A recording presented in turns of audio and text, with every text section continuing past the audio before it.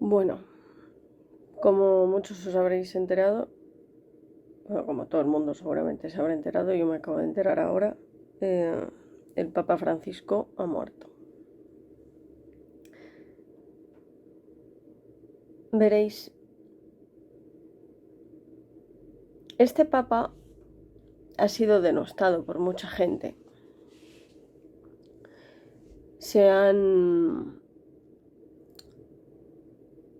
En muchos casos se han sacado de contexto sus palabras, en muchos casos es que este hombre se le ha odiado de una forma espectacular y se le ha despreciado de una forma espectacular. Y a mi ver ha sido sobre todo porque él entendió algo que a la gente que es católica por tradición normalmente no lo entienden. O no es habitual que lo entiendan. Cuando una persona ya está en la fe y ya es cristiana, pues evidentemente se equivocará en la vida, etcétera, pero por lo menos hay algo muy importante que está ahí. Pero cuando no estás en el camino de Cristo, no es cristiano condenar a la gente que no está en el camino de Cristo. No es cristiano. De hecho, es anticristiano. Es algo terrible.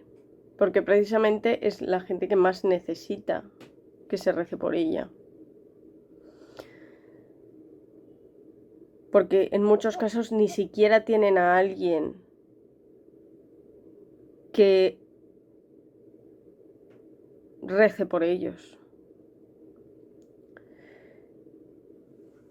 Y independientemente de las vertientes ideológicas que han inundado Internet y demás, es un hecho que en la mayor parte de los países del mundo, pues tener determinadas inclinaciones sexuales o tener determinada condición sexual o ser mujer es un gran problema. O sea, nosotros los que estamos en Europa tenemos mucha suerte. Tenemos mucha suerte porque podemos hacer una vida de lo que consideramos que es normal, que es lo que debería ser lo normal, que es que tú puedes dirigir tu vida y, y hacer tu vida, independientemente de esas cuestiones superficiales, ¿no?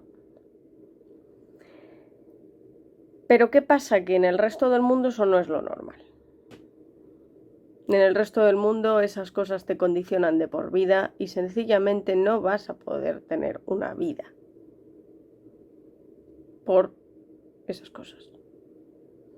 Sencillamente eso te condena de por vida. Es como, digamos que esa clase de características en muchos lugares del mundo, pues es como, pues más me vale no me hubiera, más me valdría no haber nacido, porque el ser así implica, quiero decir, yo no sé no conozco las estadísticas de suicidio femenino en el mundo árabe. No las conozco.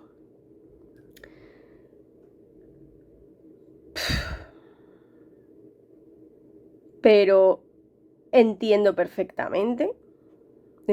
perfectamente que fueran altas, dadas las circunstancias que hay allí. Lo entendería absolutamente. A veces me pregunto, en esos casos, pero es que Dios tiene que entender las circunstancias también, ¿no? O sea, no sé. Son cosas como que me mueven mucho por dentro. Y el caso es que este hombre, pese a que lo más fácil, porque lo más fácil para el Papa Francisco, dados los tiempos que corren, hubiera sido, y para obtener todo el apoyo de Internet, lo más fácil para el Papa Francisco hubiera sido dar discursos políticos de carácter, pues eso, de carácter red pill y cosas así, ¿no? Habría sido lo más fácil para obtener chorro mil vídeos de influencers diciendo, oh, este papa sí que lo vale porque es un antisistema, porque fíjate, ha salido de la Matrix. Si el papa hubiera actuado como Andrew Tate, tendría el beneplácito de la mayor parte de la gente. Porque realmente, a lo largo de, desde que él salió como papa, lo que ha obtenido sobre todo es desprecio por parte de muchísima gente en la iglesia, muchísima gente fuera de la iglesia, acusaciones de todo tipo. Y yo no estoy diciendo que este hombre lo haya hecho todo perfecto, no va por ahí. Pero creo que hace falta tenerlos cuadrados para hacer lo que él ha hecho. Para hablar abiertamente sobre cosas que son relevantes. Y que estamos en un momento histórico tremendamente importante a nivel de fe. Tremendamente importante.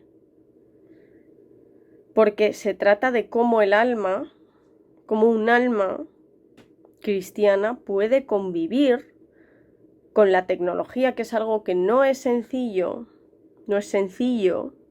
no porque la tecnología sea mala, no van por ahí los tiros, no tiene nada que ver con eso. Pero la tecnología, cada vez que hay un avance tecnológico, los avances tecnológicos modifican la realidad. Es así, modifican la realidad. Cuando se modifica la realidad, la percepción de las cosas cambia, los paradigmas cambian y por lo tanto se descubren nuevas preguntas a nivel teológico. Están surgiendo muchas preguntas a nivel teológico que son importantes y que no se pueden reducir a formas simplistas de ver la fe.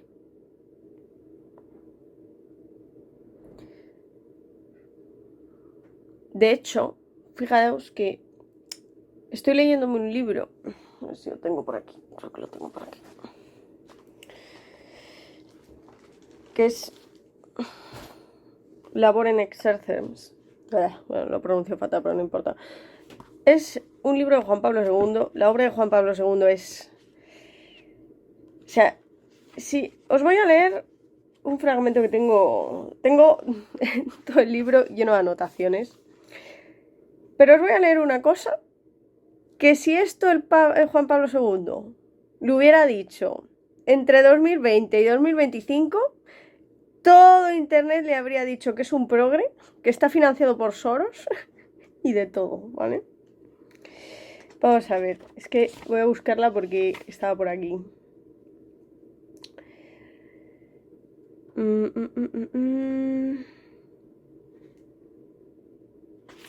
A ver dónde está. No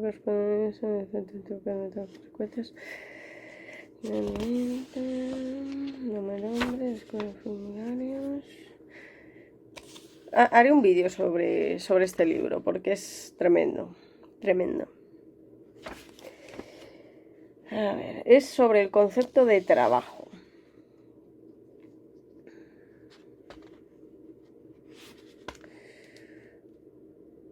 A ver, creo que está aquí. Universalidad de trabajo.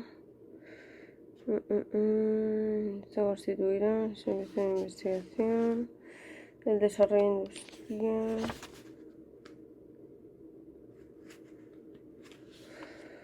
A ver.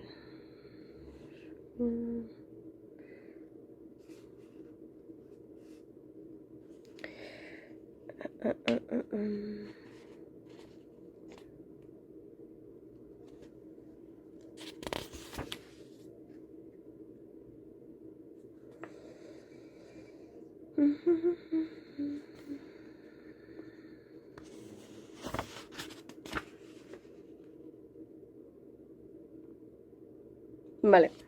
En la época moderna, desde el comienzo de la era industrial, la verdad cristiana sobre el trabajo debía contraponerse a las diversas corrientes de pensamiento materialista y economicista.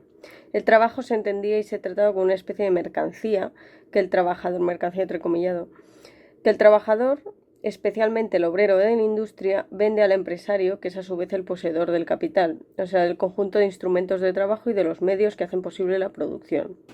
De este modo de entender el trabajo se difundió de modo particular en la primera mitad del siglo XIX. A continuación, las formulaciones explícitas de este tipo casi han ido desapareciendo, cediendo a un modo más humano de pensar y valorar el trabajo. Aquí, por ejemplo, mucha gente diría que el Papa es liberal. A pesar de todo, el peligro de concienciar el trabajo como una mercancía sui generis o como una anónima fuerza necesaria para la producción existe siempre, especialmente cuando toda la visual de la problemática económica se caracteriza por las premisas del economismo materialista. La civilización unilateralmente materialista, en la que se da la importancia primordial a la dimensión objetiva del trabajo, mientras que la subjetiva permanece a un nivel secundario. En todos los casos de este género, en cada situación social de este tipo se da una confusión e incluso una inversión del orden establecido desde el comienzo de las palabras del libro del Génesis. El hombre es considerado como un instrumento de producción, mientras él debería ser tratado como un sujeto eficiente y un verdadero artífice y creador. El error del capitalismo primitivo, aquí es cuando le llamarían progre. El error del capitalismo primitivo puede repetirse donde quiera que el hombre sea tratado, de alguna manera, a la par que todo el complejo de los medios materiales de producción, como un instrumento y no según la verdadera dignidad de su trabajo, como verdadero fin de todo proceso productivo. Se comprende así como el análisis del trabajo humano, hecho a la luz de aquellas palabras que se refieren al dominio del hombre sobre la tierra, penetra hasta el centro mismo de la problemática ético-social. Y de hecho hay una parte del libro en la que dice, es absolutamente comprensible que hubiera, creo que está aquí, precisamente a raíz de esta anomalía de gran alcance, surgió en el siglo pasado la llamada cuestión obrera, denominada a veces cuestión proletaria.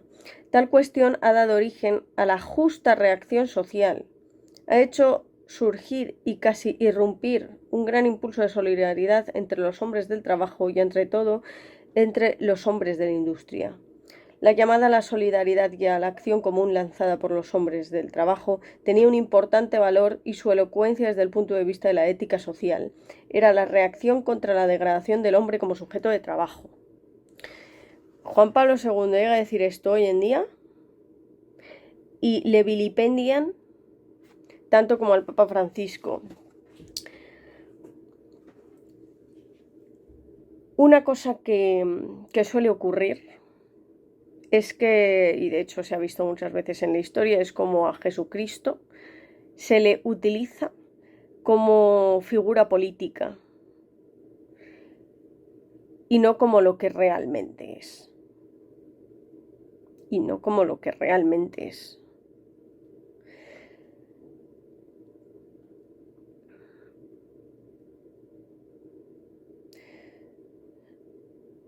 Ser católico, yo no os puedo decir cómo ser un buen católico. No me compete a mí. Y además sería absurdo porque yo soy la primera que estoy aprendiendo. Y eso no es un manual de instrucciones. No es algo que alguien te pueda decir, pues mira, tienes que hacer esto, esto y esto. No funciona así. Cualquiera que haya leído Vidas de Santos lo sabe. Lo que sí os puedo decir es que el nombre de Satanás es el acusador. Satanás significa el acusador.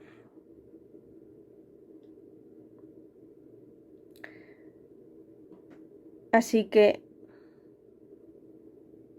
cuidado con los que señalan y acusan a otros en nombre de Dios. Mucho cuidado con eso.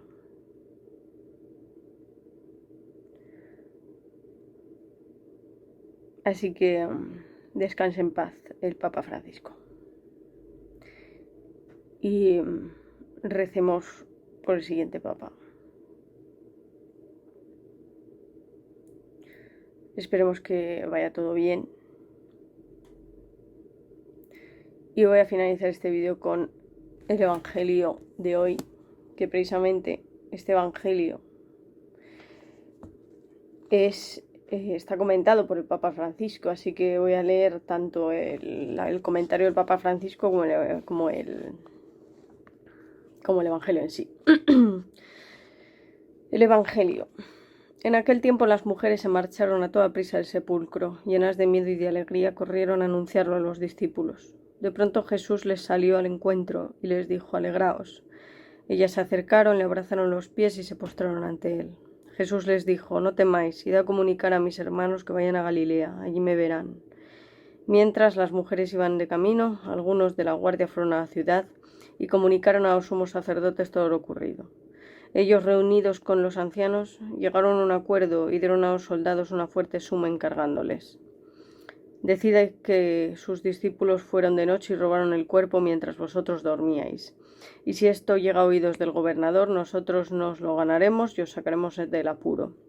Ellos tomaron el dinero y obraron conforme a las instrucciones, y esta historia se ha ido difundiendo entre los judíos hasta hoy. Comentario del Papa Francisco. La resurrección de Jesús nos dice que a la muerte no le corresponde la última palabra, sino a la vida. Al resucitar al Hijo unigénito, Dios Padre ha manifestado plenamente su amor y misericordia por la humanidad de todos los tiempos. Si Cristo ha resucitado, es posible mirar con confianza cada hecho de nuestra existencia, incluso los más difíciles, llenos de angustia e incertidumbre. Este es el mensaje de Pascua que estamos llamados a proclamar con palabras y sobre todo con el testimonio de la vida. Que esta noticia resuene en nuestros hogares y en nuestros corazones. Cristo, mi esperanza, ha resucitado. Sabéis que soy un poco pesada con la cuestión de la paciencia, pero es que la paciencia es increíblemente importante. La Iglesia es una institución que tiene más de 2000 años de antigüedad. La Iglesia no obra con los tiempos con los que obra un plan de negocio o un político que necesite estar en el poder en tal año, que va a estar de tal año a tal año, a ver qué puedo hacer en esos años para sacar el máximo rendimiento. No funciona así.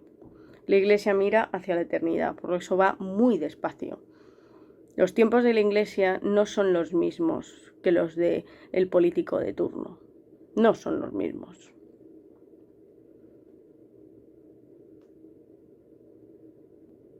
Porque entender por qué la Iglesia hace las cosas requiere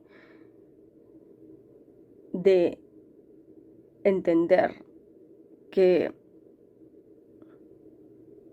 lo correcto va despacio. Por lo tanto, entender las cosas que hace un papa o que hace la Iglesia a veces no se entienden hasta mucho tiempo después. No se puede medir a un papa con parámetros del mundo, porque eso es no entender la labor del papa.